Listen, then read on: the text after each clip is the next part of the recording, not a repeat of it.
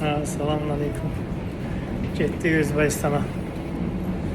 Səmərqənd inşallah. Gəldik düşdük elhamdülillah Səmərqənd aeroportunda. Yəni qəşəng aeroportları var. Qəşəngdir. Səmərqəndin qəşəng aeroportu var. Gəlmişik Səmərqənddə. Cəsur Aka sağ olsun, gəldi qarşıladı. Gəlmişik çörək yeməyə. Bu da Cəsurun birisi oğludur. Adı nə oldu? İsmin nədir?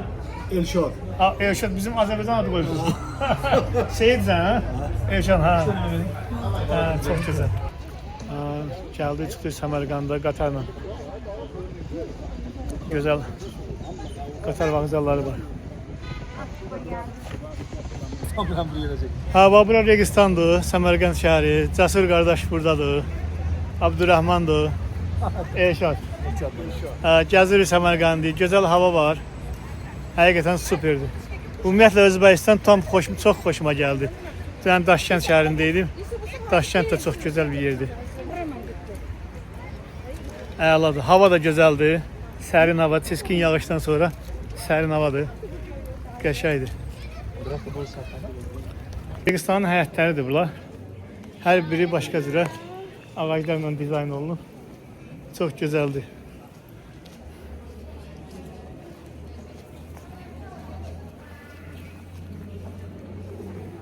Cəsur Aka da sağ olsun. Gəzirik burada. Səmərqənddə.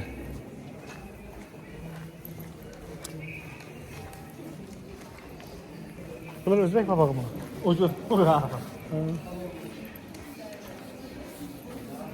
Burada muzey var.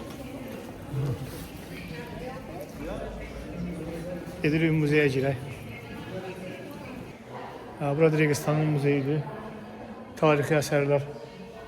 Tarixi Quran qabı. Balaca Quran. Bu ərazi 1224-cü illik. 1224-cü il. Nə kitabıdır o? Quran, ha? Quran 1204-cü il. Onda Teymurdan da qabaq. Teymurdan da qabaq.